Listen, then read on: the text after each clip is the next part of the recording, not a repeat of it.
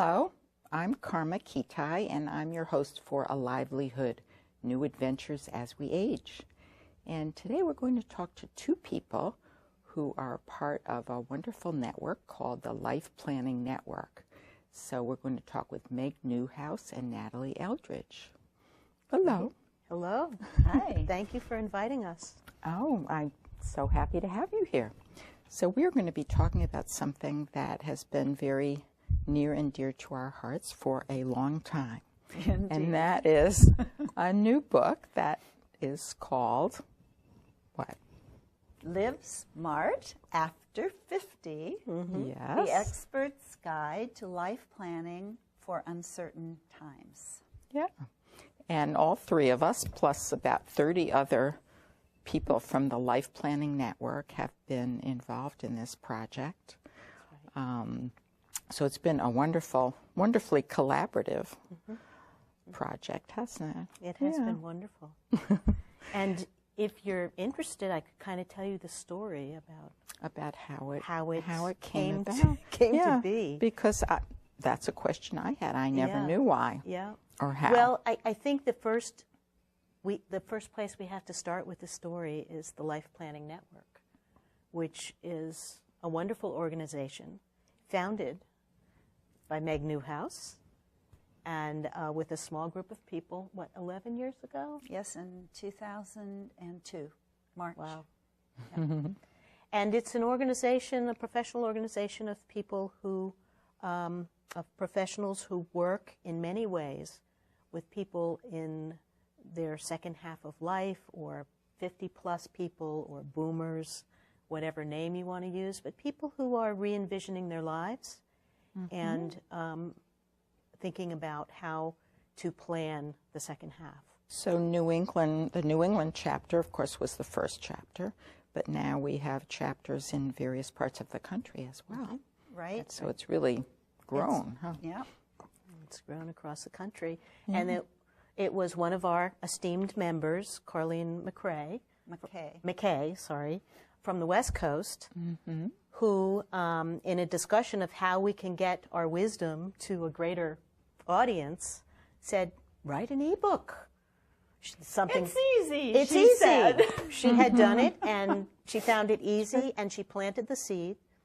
So some of us got together and talked about, was this...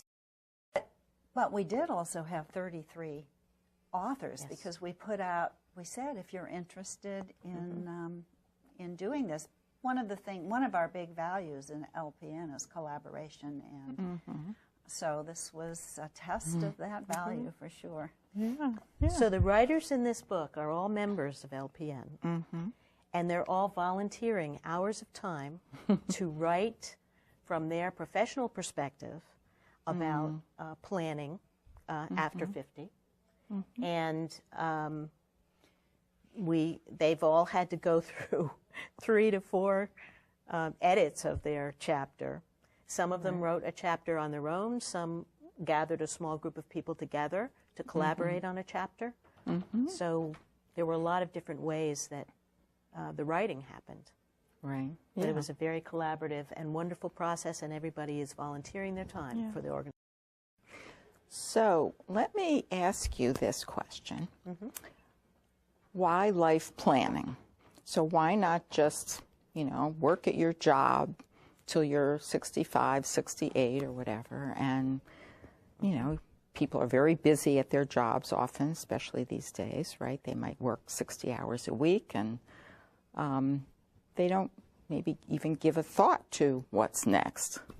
Right. So why plan? Well, I think that if you're intentional and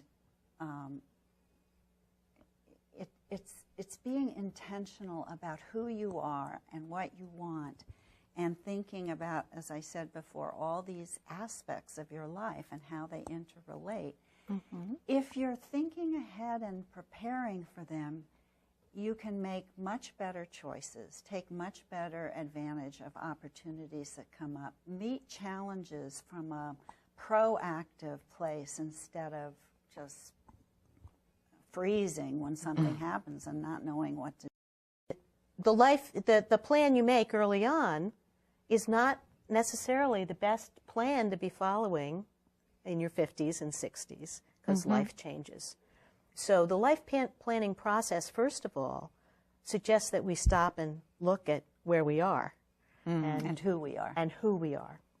And begin to redraw the map. Some pieces will be the same, perhaps, but other things will change. Right. We could maybe mention that people can go to our website, our book website, Live Smart After 50, www.com, and take a readiness quiz and kind of see where they might want to, which room or which doorway they might want to start with.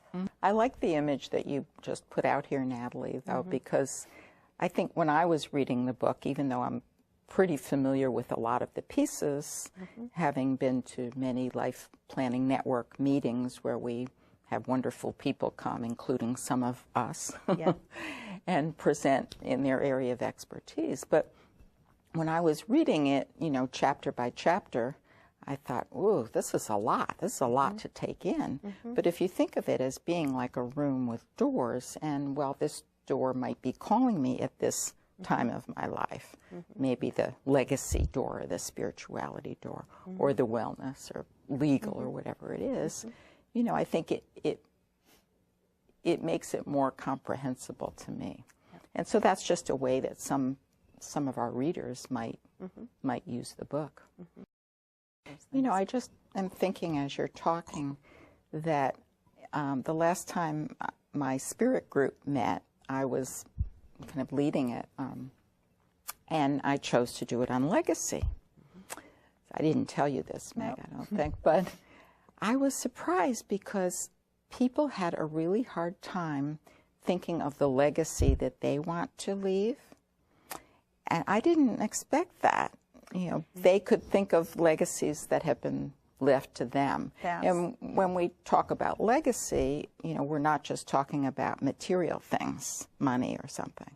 You know, we're really talking about a way that we are. Exactly. And maybe our stories. Yes. When I give workshops, I always start with the legacies people have gotten, and they have no trouble at all.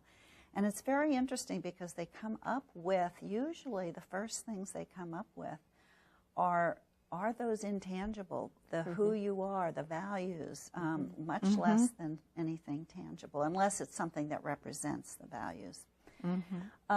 I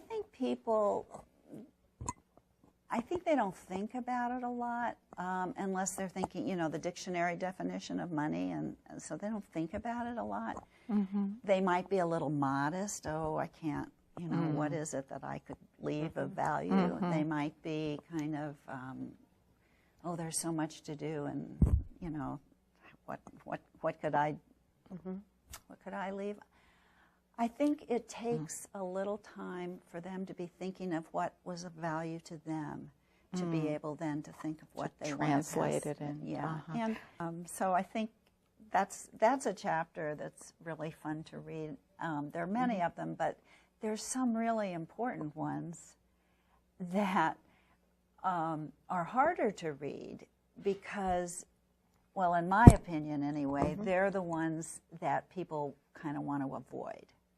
They're the scary ones, like caregiving or finances or legal, although I guess, you know, most people do at least minimal financial planning, but those they're heavier chapters, but they're so important because boy, if you don't do it, you can be in such big trouble. And planning earlier is so much better than planning later. Okay, well, we're going to have to close. Okay. Oh, too bad.